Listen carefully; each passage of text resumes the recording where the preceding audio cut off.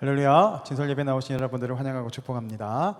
이 시간 먼저 하나님 말씀 받겠습니다. 이 복된 시간에 우리에게 주시는 하나님의 말씀은 디모데 전서 1장 18절에서 20절까지 말씀입니다.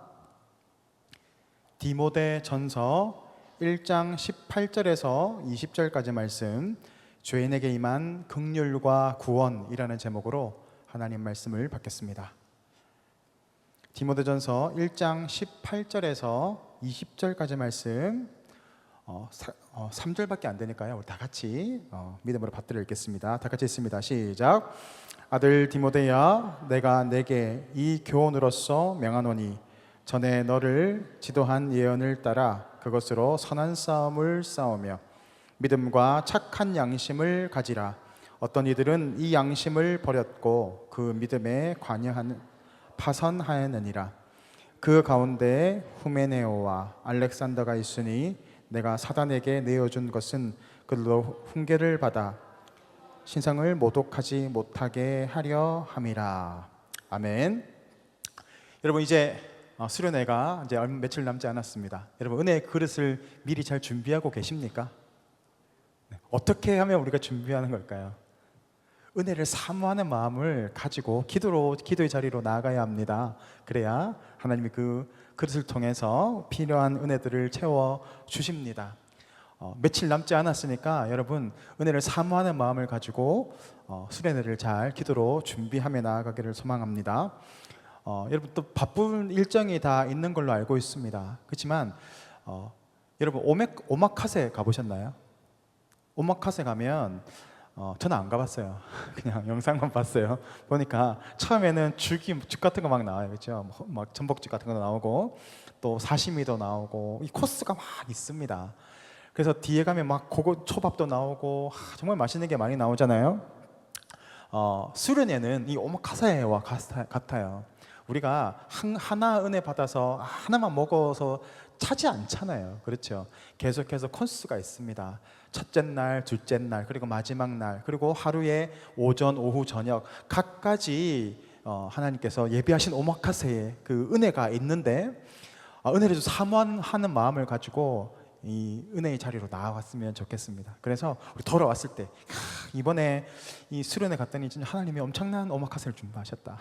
그런 우리가 은혜의 간증들이 넘쳐나기를 주님의 이름으로 축복합니다. 네, 아멘이십니까? 네. 여러분, 시범 케이스라는 말을 들어보셨나요? 시범 케이스. 제가 군대에 갔을 때 이 시범 케이스라는 것들이 있었어요. 부정적인 의미로 보통 많이 쓰였는데요. 그런 거죠.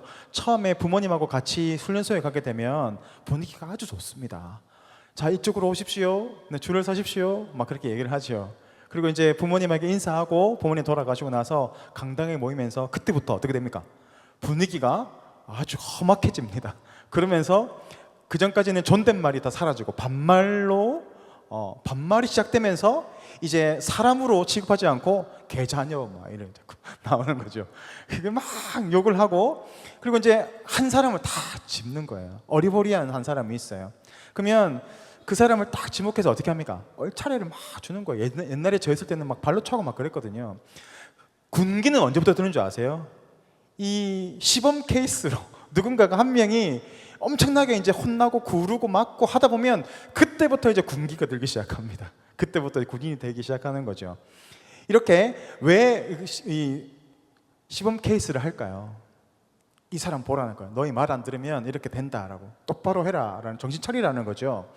대신에 이 반대의 의미의 시범 케이스도 있습니다. 상이 그런 거죠. 잘했어. 그러면 상을 주는 겁니다. 칭찬을 하는 거죠. 그러면 사람들이 야, 상을 받는구나. 참 영광스럽지 않습니까? 그러면서 너희들도 열심히 해서 이렇게 잘해서 이 사람처럼 이런 상을 받아라 하는 이런 시범 케이스, 그러니까 부정적인 것들도 있고 긍정적인 시범 케이스들도 있습니다. 오늘 우리가 성경을 본문을 다 읽지는 못했어요. 너무 길어가지고 다 읽지는 못했고 두 부분으로 나옵니다. 첫 번째 부분은 사도 바울에 대한 자신이 어떻게 사도로 부르심을 받았는지에 대해서 아들 디모데에게 말하고 있는 그런 장면이고요. 두 번째는 이 믿음에서 떠나 있는 사람들에 대한 경고의 말씀 두 가지 장면이 나오고 있습니다. 지금 우리가 알다시피 사도 바울은 참 드라마틱한 인생을 살았지 않습니까? 그렇죠. 초반에는 어떻습니까? 이 기독교와 정반대의 자리에서 유대교에서 기독교인들을 핍박하는 그 우두머리의 자리에 있었던 사람이 바로 사도 바울입니다. 그 인생을 바라보게 되면 그는 정말 이 유대교에 대한 이 열심이 탁월한 사람이었습니다. 그래서 어떻게 하면 이 우리 유대교에 반하는 이런 것들을 가르치는, 교리를 가르치는 이 초대 기독교인들에 대해서 엄청난 박해를 가하고 있습니다. 그래서 그는 이 박해를 위해서 예루살렘에서 다마스쿠스라는 곳까지 가서 박해를 합니다. 근데 그 거리를 보니까 거리가 자그마치 220km나 됩니다. 220km. 그러니까 이 당시에는 차가 있습니까? 없잖아요. 걸어서 가는 겁니다. 이 오직 종교적인 열심만으로 어떻게 하면 우리 유대교를 잘 세울 수 있을까? 우리 유대교에 반하는 이 종교, 이단 종교, 이 기독교들을 다 처리해야 되겠다라는 이 잘못된 종교적인 신념을 가지고 220km가 되는 그 거리를 가서 스데반을 죽이기도 하고, 또 흩어져 있는 예루살렘 그 성도들을 가서 찾아내서 다 감옥에 가두려고 하는 이 열심을 가지고 있었습니다. 그래서 이 유대인들 지도자 입장에서는 너무너무 예쁜 거예요. 생각해 보세요. 종교적인 열심이 있잖아요. 자신의 가려운 것을 누가 긁어줍니까? 사도 바울이 220km나 가서 막 긁어주고 있는 거예요. 그 얼마나 예쁘겠습니까? 그리고 이 사람의 리더십이 탁월한 거예요. 그러니까 이 사도 바울이 가는 곳마다 사람들이 같이 따라내면서 이 유대인의 종교적인 열심을 가지고 핍박에 막 그 자리에 서는 겁니다. 리더십도 있죠. 이 사도 바울의 종교적인 배경은 어떻습니까? 좋잖아요. 좋은 집안에 또 출신도 아주 좋습니다. 뿐만이 아니라 가말리아의 문화에서 많이 배웠어요. 그러니까 차세대 지도자로서 손색이 없는 거죠.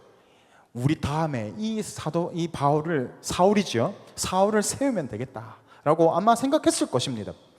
그런데 그가 이 다마스쿠스에서, 다메섹에서 누굴 만납니까? 예수님을 만나고 내가 지금 잘못된 길로 가고 있었구나라는 것을 깨닫게 되면서 회심하고 돌아섭니다. 그리고 그의 종교적 열심은 어떻게? 이 회심하면서 더욱더 빛을 발하기 시작하면서 우리가 알다시피 정말 열방을 다니지 않습니까? 정말 상상할 수도 없을 만큼 어마어마한 거리를 복음을 전하면서 다니는 겁니다. 그래서 교회를 세우고 수많은 사람들을 복음을 통해서 살려내는 위대한 일들을 행했을 뿐만이 아니라 그가 썼던 이 서신서들이 나중에 이 기독교의 기초가 되는 교리가 됩니다. 그러니까 이 서신서를 통해서 기독교의 교리가 다 세워지게 되는 거죠. 그러니까 정말 사도 바울은 그의 이 선교적인 열정뿐만이 아니라 이 교리적인 부분에서도, 그러니까 이 기독교의 기초를 닦는 데 있어도 정말 중요한 역할을 감당한 사람이 바로 사도 바울이었다라는 겁니다. 하나님께서 이 사도 바울을 택하신 이유가 뭘까요? 우리가 얼핏 볼 때는 어떻습니까? 정말 탁월한 인생이니까, 열정을 가지고 있으니까, 출신도 좋으니까, 그죠? 지식도 탁월하니까, 능력이 있으니까 하나님이 그를 택하신 것 같은데 전혀 그렇지 않더라라는 겁니다. 오늘 우리가 말씀 보면 16절에 사도 바울 자신이 내가 어떻게 하나님에게 택하심을 받게 되었는가에 대해서 증거하고 있는데 16절에 그가 택하신 비밀이 드러나고 있습니다. 우리 다 같이 한번 볼까요? 16절 말씀 우리 다 같이 읽습니다. 시작. 그러나 내가 긍휼을 입은 까닭은 예수 그리스도께서 내게 먼저 일체 오래 참으심을 보이사 후에 주를 믿어 영생 얻는 자들에게 본이 되게 하려 하심이라. 아멘. 뭐 때문에 택했습니까?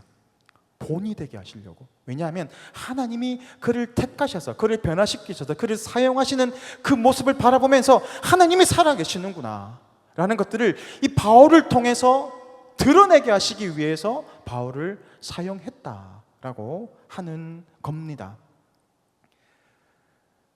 하나님이 자신의 택하신 사람들이 있습니다. 그러면 그 사람들을 통해서 뭘 드러내고 하시는 겁니까? 하나님의 은혜를 드러내고자 하시는데 그 은혜를 통해서 나도 구원받을 수 있겠구나, 나도 은혜의 주인공이 될 수 있겠구나 라고 소망을 가지고 나아갈 수 있도록 하기 위해서 이처럼 택한 사람들을 불러주셨다라는 겁니다. 그 가운데 사도 바울만 있습니까? 사도 바울만 택하셨나요? 아니죠. 저도 택함을 받았어요. 대단하지 않습니까, 여러분? 여러분도 놀랍게도 여러분도 택함을 받았습니다. 그러니까 여러분에게 뜻하신 이유가 뭘까요? 여러분의 삶을 통해서 하나님이 진짜 살아계시는구나. 어떻게 저 사람들도 구원받을 수 있는가? 그런 것들이 바로 우리를 통해서 드러나고자 하시는 것. 그래서 저 사람도 구원받았네. 쟤도 구원받았네. 나도 구원받을 수 있겠구나. 나도 은혜 받을 수 있겠구나 라는 이 본을 보이기 위해서 우리를 불러주셨다라는 겁니다. 미국인 중에 찰스 톰슨이라는 콜슨이라는 분이 있어요. 이분은 과거에 닉슨 대통령의 이 보좌관이었습니다. 아주 뛰어난 행정가였고 일머리가 아주 뛰어난 사람이었습니다. 그래서 이 칼럼니스트였고 행정가였을 뿐만이 아니라 특별히 닉슨 대통령의 정말 이 모략가였습니다. 특별히 닉슨에게 아주 이쁨을 받았는데 그 이유가 뭐냐면 이 문제 해결사인 거예요. 그러니까 이 문제가 생기면 뒤로 가가지고 일을 해결해 주는 겁니다. 그러니까 닉슨 입장에서 얼마나 예쁘겠습니까? 그러니까 의지할 만하겠죠. 그래서 참 이 찰스 콜슨을 사용해서 이 닉슨이 대통령직을 다 수행할 수 있도록 많은 도움을 받습니다. 아주 탁월한 사람이었죠. 그런데 여러분 잘 알다시피 워터게이트 사건에 휘말리게 됩니다. 그 워터게이트라는 호텔이거든요. 거기에서 상대방 진영에 선거하면서 상대방 진영의 방에 도청 장치를 설치했다가 발각이 된 거예요. 그러면서 닉슨 대통령이 물러나게 되고 동시에 이 찰스 콜슨도 같은 죄를 받게 되면서 어떻게 됩니까? 이제 감옥에 가게 되는 거예요. 그러니까 자기 한참 나가던 인생에서 이제는 정말 죄인으로 소망이 없는 감옥에 갇히게 된 겁니다. 얼마나 절망스러웠겠어요. 그때 이 친구들이 이 찰슨을 찾아가서 복음을 전하기 시작합니다. 예수님 믿어라. 예수님 믿으면 구원받을 수 있어. 그때 이 복음이 들리기 시작한 거예요. 그러면서 찰슨이 성경책을 읽고 특별히 C.S. 루이스의 이 책을 읽었다 그러죠. 순전한 기독교라는 책을 읽으면서 하나님 살아계시는구나. 그리고 예수님을 감옥 안에서 만나게 됩니다. 그리고 그 인생이 변하게 되는 거죠. 바로 사도 바울과 비슷하게 그 인생도 그렇게 변한 거예요. 근데 그곳에서 제소자 예배를 만들게 되고 복음을 전하게 되고 그렇게 큰 영향력을 많이 발휘하게 됩니다. 그리고 기독교의 이 노벨상이라고 하는 상을 받게 돼요. 그리고 뿐만이 아니라 나중에는 복권돼 가지고 백악관에 다시 일할 수 있는 그 자리로까지 나아가게 됩니다. 그러니까 이 사람 참 대단하지 않습니까? 바닥에서 다시 일어나서 다시 이전에 좋은 거룩한 영향력을 끼치는 인생으로 그렇게 변화를 받게 되었더라라는 겁니다. 유스프라고 하는 이 사람이 있습니다. 이 사람은 아랍인이에요. 이 사람의 직업은 이슬람 신학 교수입니다. 그러니까 이슬람의 이 신학을 가르치는 대상이 누구였냐? 물론 이슬람인들이겠죠. 그런데 특별히 이 근본주의 이 단체 IS라고 들어보셨나요? 이 악명이 높지 않습니까? 테러하고 사람을 잡아 납치하고 죽이고 막 썰잖아요, 사람을.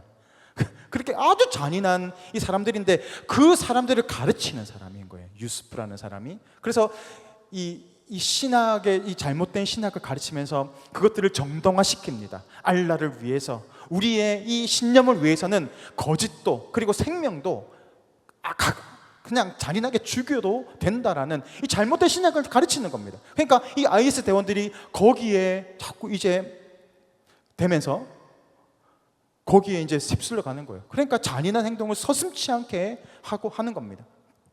그랬던 그가 큰 병에 걸리게 되는 거예요. 그때 알라에게 막 빌었겠지. 알라, 아크바 이렇게 하잖아요. 그럼 하나도 안 낫는 거야. 그러니까 자신이 믿었던 이 신에 대한 이 회의감이 생기기 시작한 거예요. 그러면서 우연히 성경을 접하게 되면서 그 역시 돌이키게 되는 그런 놀라운 은혜를 경험하게 됩니다. 그러면서 시리아를 탈출해서 이제는 이 기독교 국가에 가서 거기에서 회심하고 이제는 이 이슬람인들을 전도하고 또 돌이키게 하고 또 그들의 잘못된 것들을 가르치는 그런 사역 가운데 나아가고 있는 그런 인생이 되었습니다. 근데 이 사람 사진이 잘 없더라고요. 왜냐하면 자꾸 드러나면 안 되는 거예요. 테러 당하게 되고 언제 죽을지 모르니까. 아주 그러니까 우리나라도 한번 왔었는데 제가 그때 못 갔는데 제 주변에 갔다 그러더라고요. 가서 그 사람 얘기를 듣는데 어마어마한 사람이더라고요. 그런 인생도 이 잘못된 이 이단의 사상 가운데 빠져있는 그도 하나님을 만나게 되면서 인생이 변하고 하나님께 쓰임받는 인생, 복음의 인생으로 쓰임받는 인생들이 참 많더라는 겁니다. 오늘 사도 바울과 같은 인생들이 비단 이 둘뿐이겠습니까? 지금 이 시간에도, 이 시대에도 얼마나 많은 사람들이 핍박의 자리에서, 잘못된 신념의 자리에서, 잘못된 그 신앙관 안에서 돌이켜서 하나님을 만나고 예수님을 통해서 올바른 길로 나와서 이제는 사울과 같은 쓰임받는 인생으로 나아가는 사람들도 너무너무 많이 있습니다. 우리 역시 그렇지 않습니까? 하나님은 우리에게 은혜를 베풀어 주십니다. 우리를 택하여 주셨습니다. 우리를 불러주셨습니다. 이 자리에 우리가 나온 것은 진짜 우리의 힘이 아닙니다. 하나님께서 우리를 불러주셨고 우리 가운데 그래도 예수님을 믿는 믿음을 주셨기 때문에 이 자리에 나온 것이죠. 우리의 능력이 아니라 하나님의 택하심의 그 은혜 때문에 그렇습니다. 그렇다면 우리 역시도 사도 바울과 같은 거룩한 영향력을 통해서 그 은혜를 흘려보내야 합니다. 우리가 은혜를 받으면 그것을 그치는 게 아니라 흘려보내야 돼요. 그러면 다시 채워줍니다. 날마다 새로운 은혜, 날마다 새로운 능력, 날마다 새로운 성령 충만의 은혜를 베풀어 주시면 그것들을 흘려보내게 될 때 우리는 더 성장하는 겁니다. 여러분, 콩나물이 어떻게 자라는 줄 아세요? 콩나물이 이렇게 있잖아요. 그러면 물을 계속 붓는 거예요. 물이 고이지 않아. 그냥 흘러가.